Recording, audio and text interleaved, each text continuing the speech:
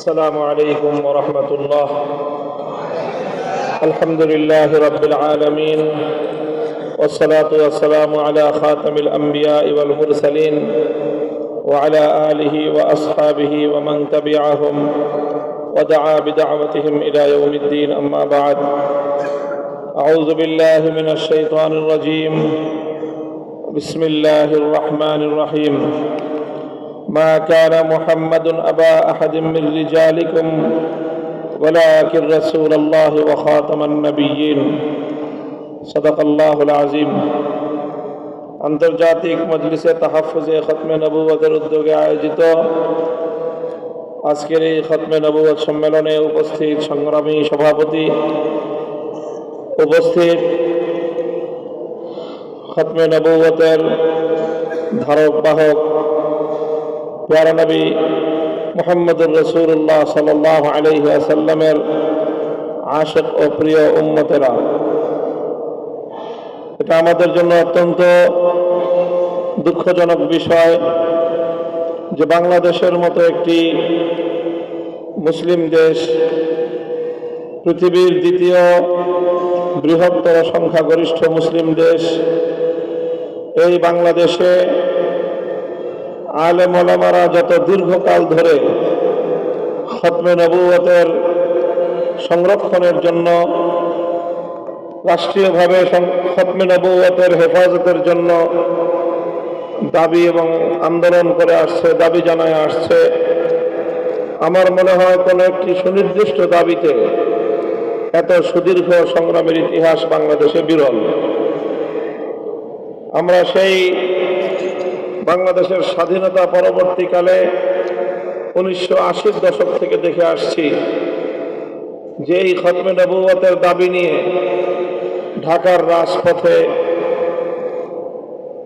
ইমানদার রসুল প্রেমিক তৌহিদি জনতা আন্দোলন করে আসছে, দাবি জানায় আসছে। তাদের দাবি অত্যন্ত যৌক্তিক এবং এই দাবি পূরণের জন্য আন্তর্জাতিকভাবেই এর যে গ্রাউন্ড, এর যে বুনিয়াদ, সেটা প্রস্তুত হয়ে আছে। বিশ্বব্যাপী মুসলমানদের সর্ববৃহৎ যে platform, organisation of Islamic countries, OIC, সেই ওআইসিতে সেই 1990-এর দশকেই, 1980-র দশকে ওআইসিতে কাদিয়ানীদের অমুসলিম ঘোষণার বিষয়টি সকল মুসলিম দেশের পররাষ্ট্রমন্ত্রীদের, ধর্মমন্ত্রীদের সম্মিলিত সিদ্ধান্তে সকল মুসলিম দেশের ধর্মবেত্তা এবং সব ঘরানার সব মত পার্থক্যের ঊর্ধ্বে উঠে সকল মুসলমানরা কাদিয়ানীদের ব্যাপারে তাদের কাফের হওয়ার বিষয়ে ঐক্যমত পোষণ করেছে, ঘোষণা করেছে। এবং ওআইসিতে এই বিষয়টি ঘোষণা আকারে, বাগদাদ ঘোষণা হিসাবে এটি ঘোষিত হয়েছে। কিন্তু অত্যন্ত দুঃখ এবং পরিতাপের বিষয়, যখন আন্তর্জাতিক ফোরামগুলোতে ইসলাম বিরোধী কোনো নীতিমালা পাশ হয়, তখন আমাদের বাংলাদেশে সেই আন্তর্জাতিক ফোরামের দোহাই দিয়ে সেই নীতিমালাগুলোকে বাস্তবায়ন করার জন্য এদেশের এক শ্রেণীর মানুষ, সুশীল সমাজের নামে হোক, প্রশাসনিক কর্মকর্তার নামে হোক, রাজনীতিবিদের নামে হোক, তারা আদা জল খেয়ে মাঠে নেমে যায়। এর আগে আমরা দেখেছি নারী নীতিমালা নামে জাতিসংঘের প্রস্তাবিত চরম ইসলাম বিরোধী, বিতর্কিত এবং নারী নিবর্তনমূলক এই আইনকে নারী নীতিমালা নামে বাংলাদেশের উপর চাপিয়ে দেওয়ার পায়তারা চালানো হয়েছে। মুসলমানরা বুকের রক্ত দিয়ে সেই নারী নীতিমালার বিরুদ্ধে আন্দোলন এবং সংগ্রাম করতে হয়েছে। অজুহাত ছিল একটাই, যে বাংলাদেশ জাতিসংঘের সদস্য দেশ, সুতরাং জাতিসংঘের গৃহীত এই নারী নীতিমালা সেটা বাংলাদেশে অনুমোদন দিতে হবে, সেটা বাংলাদেশে কার্যকর করতে হবে। অথচ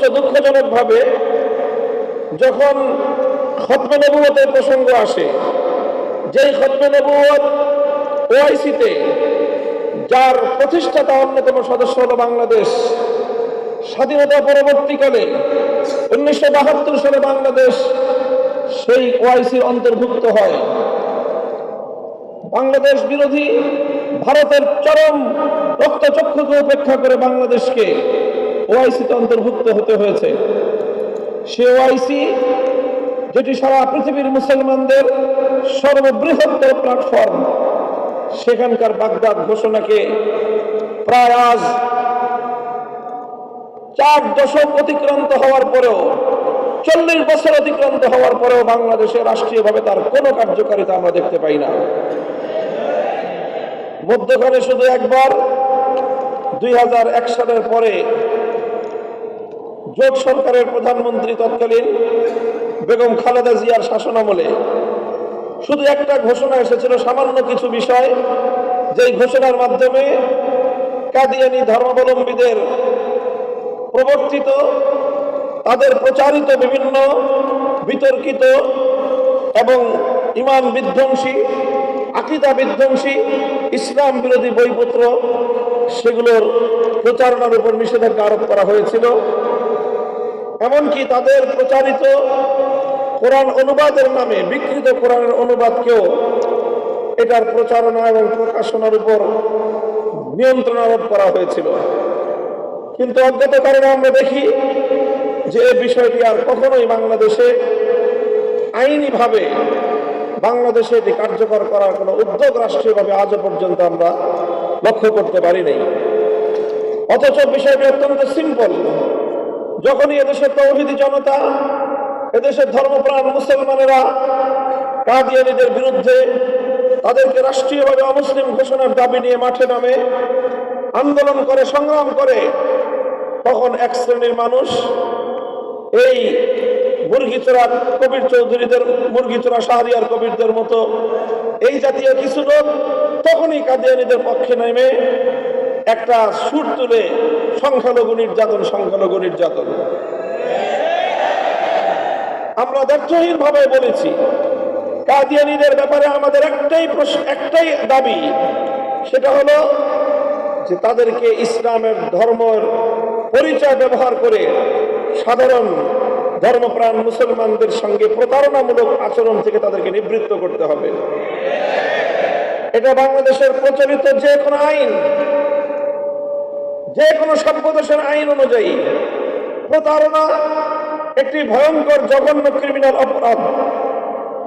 কাজেই এই প্রতারণা দ্বারা, যে কোনো ক্ষেত্রে প্রতারণা, এটি কোনো সভ্য দেশে প্রচলিত আইন অনুযায়ীও এটি কোনোভাবে অনুমোদন পেতে পারে না। অথচ সারা পৃথিবীর সমস্ত মুসলমানদের ঐক্যমতের ভিত্তিতে কাদিয়ানী ধর্মাবলম্বীরা ধর্মের নামে এই পৃথিবীতে সবচেয়ে বড় প্রতারক এবং ভণ্ড চক্র। যেখানে সামান্য একটা বিষয়ে, সামান্য ব্যক্তিগত আচরণের ক্ষেত্রে, সামান্য ব্যবসায়িক ক্ষেত্রে, সামান্য সামাজিক কোনো প্রতিষ্ঠানের ক্ষেত্রে ন্যূনতম প্রতারণার আশ্রয় নেওয়া, এটা সকল দেশের সকল আইন অনুযায়ী এটা একটা নিষিদ্ধ এবং একটি অবৈধ বেআইনি কার্যক্রম হিসেবে গণ্য হয়। অথচ কাদিয়ানীরা যে ইসলাম ধর্মের নামে, ইসলাম ধর্মের বিভিন্ন যে পরিভাষা রয়েছে, মসজিদ, নামাজ, রোজা, কোরআন, নবী, সাহাবা, এই সকল ইসলাম ধর্মের পবিত্র পরিভাষাগুলোকে ব্যবহার করে তারা ব্যাপকভাবে মুসলমানদেরকে প্রতারিত করে থাকে এবং মুসলমানদের ঈমান হরণ করে থাকে। আমরা অত্যন্ত শান্তিপূর্ণভাবেই আগাগোড়াই আমাদের এই দাবি উত্থাপন করেছি যে আমরা বলি না যে কাদিয়ানীদেরকে বাংলাদেশ থেকে বিতাড়িত করে দিতে হবে, তাদের সকলকে মেরে ফেলতে হবে, অথবা তাদেরকে কোন ধরনের মানবিক অধিকার থেকে বঞ্চিত করতে হবে। এই জাতীয় দাবি আমরা কোনোদিনও করি নাই।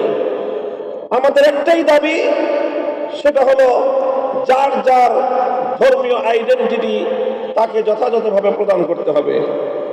হিন্দু হয়ে যেরকম মুসলিম ধর্ম পরিচয় ধারণ করতে পারে না, খ্রিস্টান হয়ে যেরকম বৌদ্ধ ধর্ম পরিচয় ধারণ করতে পারে না, কাদিয়ানীরাও কোনোদিন ইসলাম ধর্মের পরিচয় ধারণ করতে পারে না।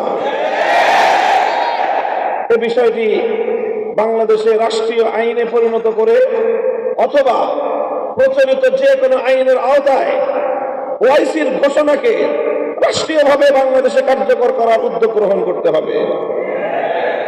এইভাবে প্রতিটি বিষয়কে ঝুলিয়ে রেখে মুসলমানদের মধ্যে বিভেদ তৈরি করবার অথবা বিশ্ববাসীকে মুসলমানদের মধ্যে বিভেদ দেখানোর একটা ইসলাম বিরোধী চক্র সবসময় কাজ করতে থাকে।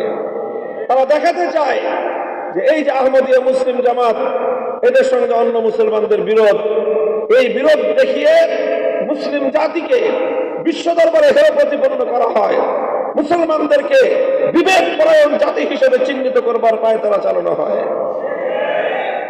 এটা একটা আন্তর্জাতিক ষড়যন্ত্র। এই জন্য দেখা যায় যে কাদিয়ানীরা সংখ্যায় খুব নগণ্য হলেও এবং তারা উল্লেখযোগ্য কোনো হারে বাংলাদেশে গণ্য না হওয়া সত্ত্বেও আন্তর্জাতিক বিশ্ব, গোটা পাশ্চাত্য জগৎ সবসময় এই কাদিয়ানীদের ব্যাপারে সোচ্চার থাকে।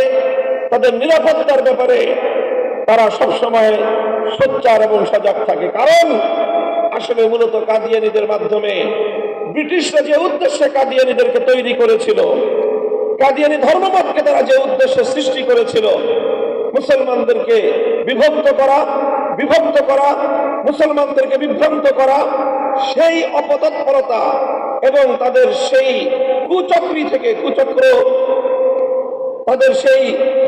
কুচক্রীয় সিদ্ধান্ত থেকে আজও পর্যন্ত তারা নিবৃত্ত হয়নি। কাজে আমরা বাংলাদেশ সরকারকে বলতে চাই, বাংলাদেশে পদ্মা মেঘনার পানি অনেক দূর পর্যন্ত গড়িয়েছে। যদি এভাবেই কাদিয়ানীদের বিষয়টিকে তাদেরকে ধর্মীয় সংখ্যালঘু কাদিয়ানী ধর্মাবলম্বী হিসেবে ঘোষণা করে ধর্মপ্রাণ মুসলমানদের ইমানি তাদের এই আত্মার দাবিকে যদি পূরণ এভাবে না করা হয়, তাহলে হতে পারে আবার বাংলাদেশে এই ইস্যুকে কেন্দ্র করে বড় ধরনের গণবিস্ফোরণ করতে পারে। এই দায় দায়িত্ব সম্পূর্ণ সরকারকে বহন করতে হবে। বিষয়টি খুব সহজে সুরাহা করা সম্ভব।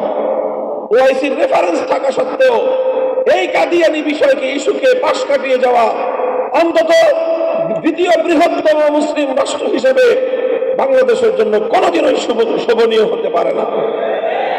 আমরা আজকে জাতীয় মসজিদ বাইতুল মুকাররমের পূর্ব চত্বরে আয়োজিত আন্তর্জাতিক মজলিসে তাহাফুজে খতমে নবুয়তের এই সম্মেলন থেকে বাংলাদেশের সরকারকে, অন্তর্বর্তীকালীন সরকারকে আমরা উদাত্ত আহ্বান জানাতে চাই, এই বিষয়টি সুরাহার আশু পদক্ষেপ গ্রহণ করুন। কাদিয়ানীদেরকে সংখ্যালঘু হিসেবে তাদের প্রাপ্য সকল অধিকার নিশ্চিত করবার ব্যবস্থা করুন। যে কোনো শিরোনামেই হোক, কাদিয়ানীদেরকে তাদের ধর্মীয় আইডেন্টিটি, ধর্মীয় পরিচয়, আহমদিয়া মুসলিম জামাত নামে মুসলিম এবং ইসলাম ধর্ম ব্যবহার করবার, এই নামাবলী ব্যবহার করবার সকল সুযোগ থেকে নিষিদ্ধ করে, সকল সুযোগকে তাদের কাছ থেকে সংরক্ষণ করে তাদেরকে তাদের নিজস্ব ধর্মীয় পরিচয় কাদিয়ানী ধর্মাবলম্বী হিসেবে তাদেরকে চিহ্নিত করা হোক, তাদের পরিচয় নিশ্চিত করা হোক, যেন এটা নিয়ে আর কোনোদিন আমাদেরকে রাজপথে নামতে না হয়, আন্দোলন করতে না হয়, দাবি যেন জানাতে না হয়। আমরা আশা করব যে এই বিষয়ে বর্তমান অন্তর্বর্তীকালীন সরকার, বিপ্লব পরবর্তী সরকার তার আন্তরিকতার সঙ্গে উদ্যোগ গ্রহণ করবে, ইসলামিক স্কলারদের মতামত দিবে, সারা পৃথিবীতে প্রয়োজন হলে তারা আবার নতুন করে যাচাই বাছাই করে ওআইসির সেই বলবৎ ঘোষণাকে তারা পর্যালোচনার মধ্যে এনে কার্যকর উদ্যোগ গ্রহণ করবে, সেই আশাবাদ ব্যক্ত করে আজকের এই সম্মেলনের সর্বাঙ্গীন সাফল্য কামনা করে বক্তব্য শেষ করছি। ওয়া আখিরু দাওয়ানা আলহামদুলিল্লাহি রাব্বিল আলামিন। আসসালামু আলাইকুম ওয়া রাহমাতুল্লাহ।